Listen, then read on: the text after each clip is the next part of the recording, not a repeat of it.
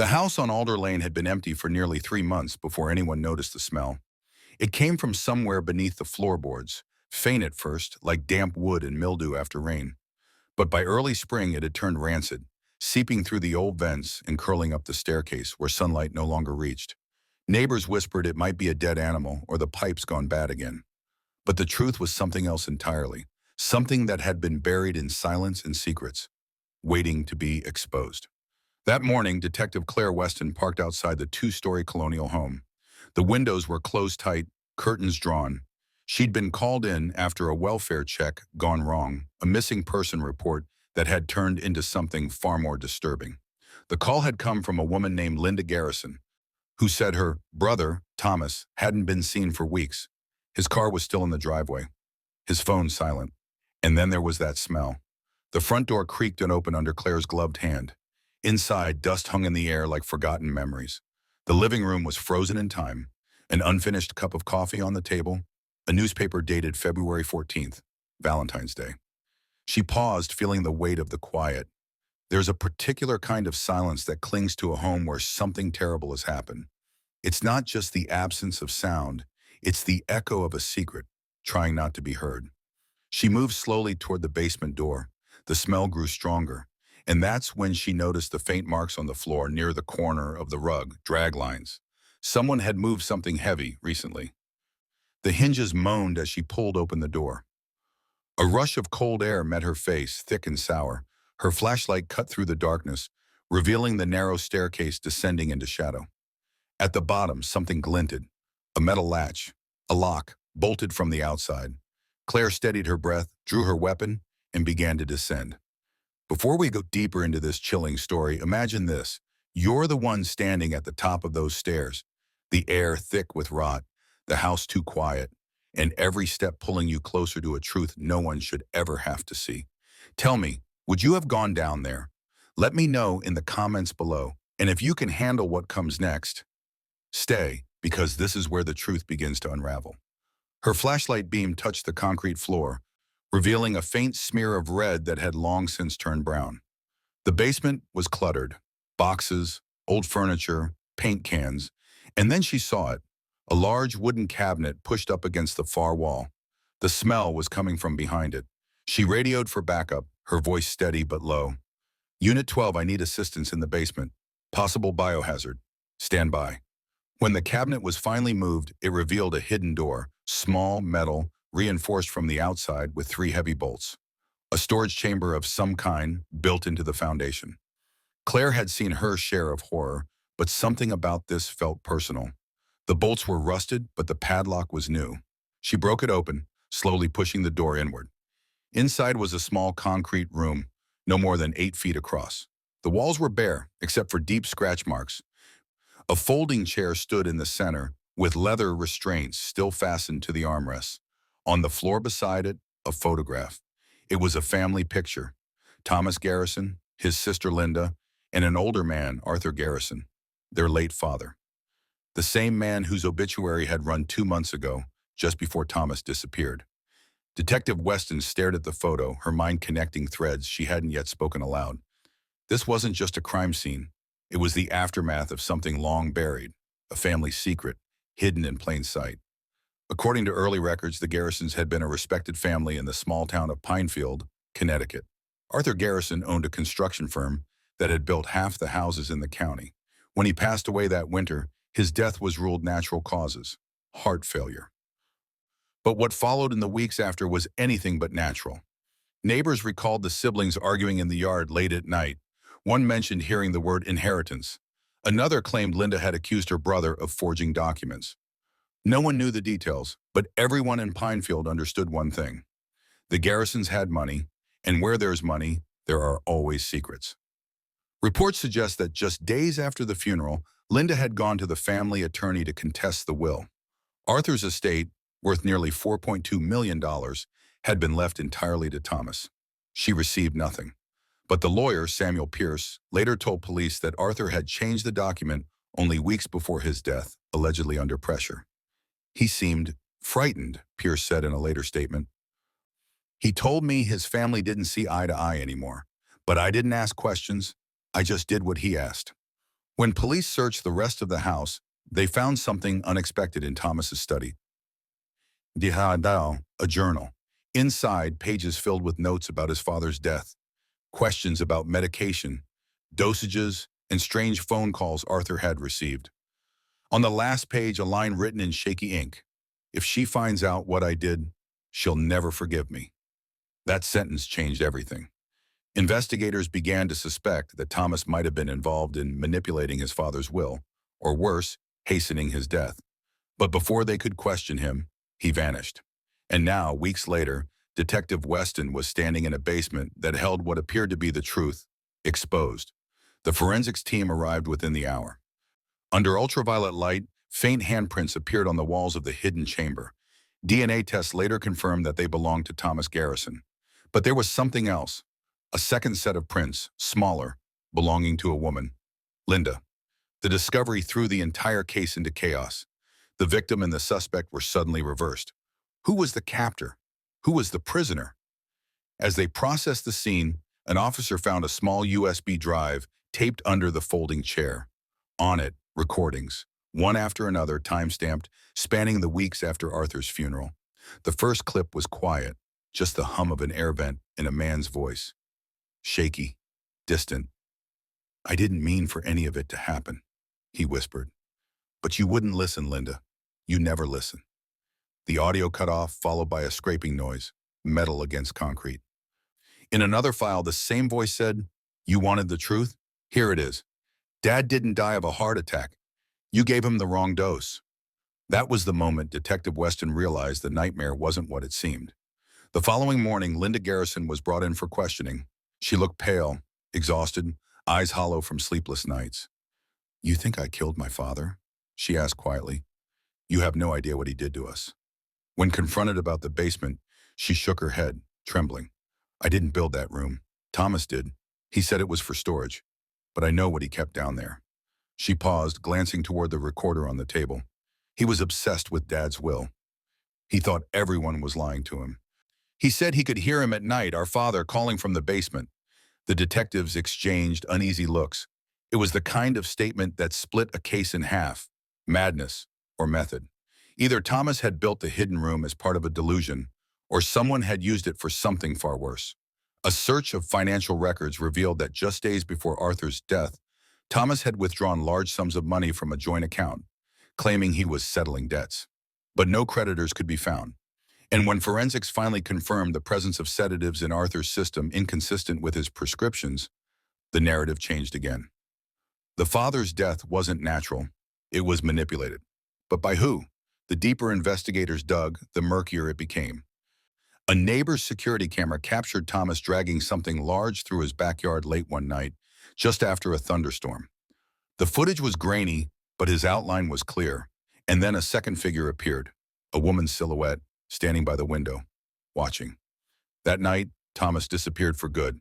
Detective Weston would later write in her case notes, every story starts with a secret, but this one started with silence and ended with something the walls could no longer contain.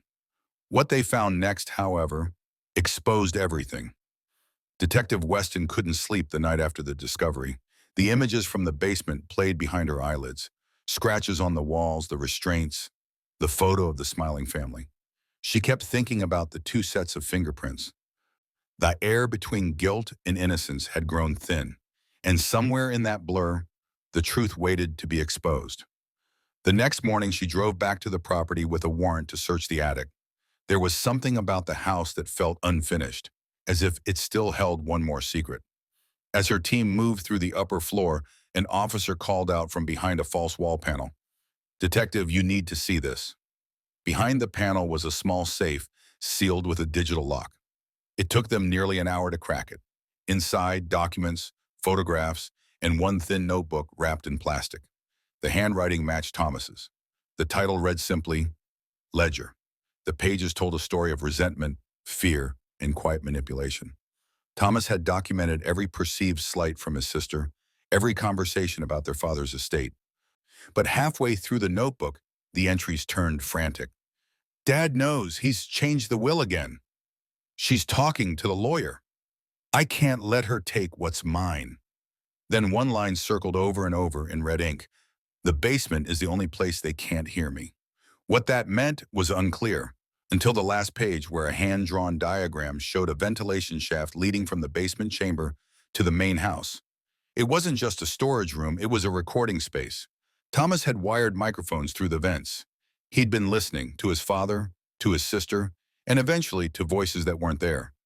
When forensic audio experts analyzed the USB files again, they discovered faint echoes in the background, overlapping speech patterns, whispered fragments that didn't belong to either sibling.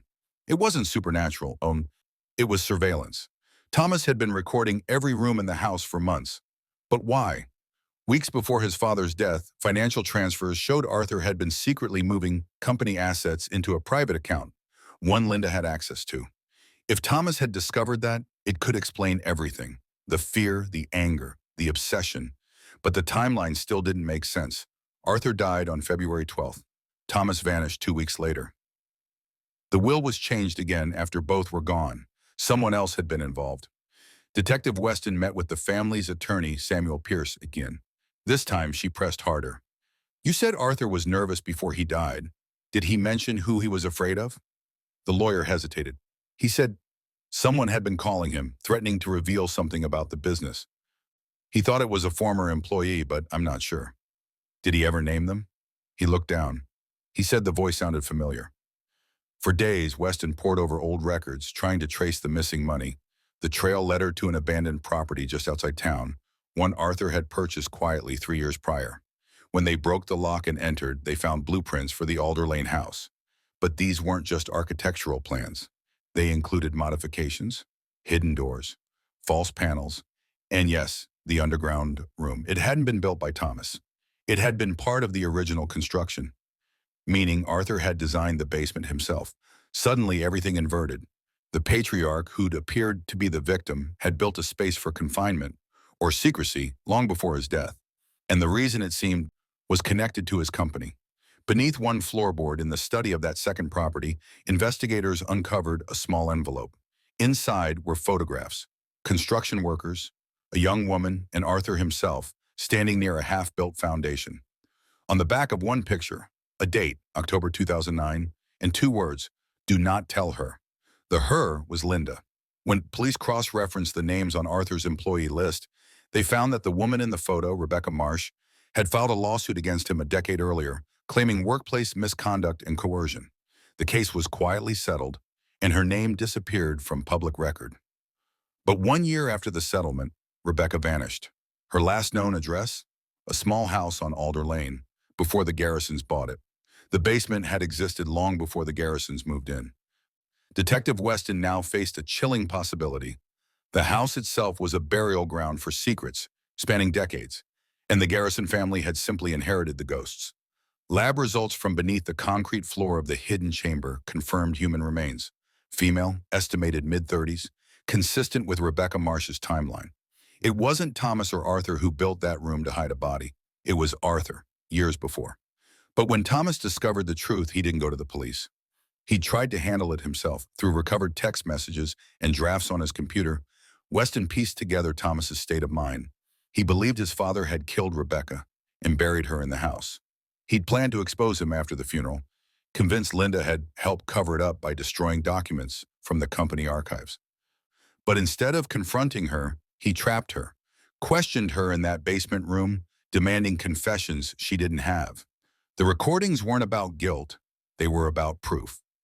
One message draft read, "When I show them what's under this house, they'll finally see who he really was." But he never sent it. Detective Weston theorized that in his obsession to reveal the truth, Thomas succumbed to the same madness that had consumed his father. The voices he heard weren't ghosts, they were the echoes of guilt, recorded through the vents, looping back from his own surveillance system. The house had become a chamber of paranoia. When forensics teams returned to the property to remove the remains, they discovered something else buried beneath the floor. Another safe, this one sealed in concrete. Inside, a stack of cassette tapes labeled Confessions. The voice on the first tape wasn't Thomas's or Linda's, it was Arthur's. "I didn't mean to hurt her," the voice said. "She came to the site at night. She said she was going to ruin everything. I just wanted her to stop. When she fell, I panicked. I didn't bury her for revenge. I buried her because I couldn't let Linda know what I'd done. He exhaled audibly, the tape crackling with static. I told Thomas the truth before I died. I thought he'd forgive me. I was wrong. The confession exposed the final piece. Arthur had accidentally caused Rebecca's death, then hidden the evidence under his own home. Thomas discovered it years later, and in trying to clear the family name, lost his mind to it. Linda's role had been nothing but ignorance and survival. But one question remained. Where was Thomas? 2 weeks later, hikers discovered a car submerged in the river 10 miles from Pinefield. It was Thomas's vehicle. Inside, his wallet, his phone, and a note sealed in plastic. The house wins. No body was ever found. The case closed quietly, the house condemned and eventually demolished. But even after the lot was cleared, locals swore they could still smell something faint in the air after heavy rain, a chemical rot that came from the earth itself, as if the past refused to stay buried. Detective Weston retired a year later. In her final interview, she was asked what she believed really happened in that basement. She paused for a long time, then said, "There are crimes we can solve, and there are truths that only walls remember. That house wasn't haunted by ghosts, it was haunted by guilt. And in the end, guilt always finds a way to be exposed." Years passed, and the story of Alder Lane became a whispered legend. New residents built a home over the same land, unaware of what lay beneath. But the county archives still held the tapes, the photos, the notes, all preserved, filed neatly under one name, the Garrison case. And sometimes late at night, archivists say they can still hear faint audio bleeding from the oldest recording. A voice, calm but distant. "If you found this, tell her I'm sorry." Maybe it's just a feedback. Or maybe, as some believe, the house is still speaking, reminding anyone who listens that the past never really dies. It just waits, buried under concrete and silence, until someone is brave enough to open the door again. So tell me, if you were the one standing at the top of those stairs, would you have gone down into that basement? Because what they found down there didn't just reveal a crime, it revealed a family's descent into their own darkness. And that's the thing about secrets. No matter how deep you bury them, the truth will always find a crack. Eventually, everything is exposed. Do you think justice was truly served? Or are there still secrets left buried? Share your thoughts below. And if you want us to keep uncovering the world's most chilling family betrayals and hidden crimes, subscribe and stay with us. Because next time, what we expose might be even closer to home.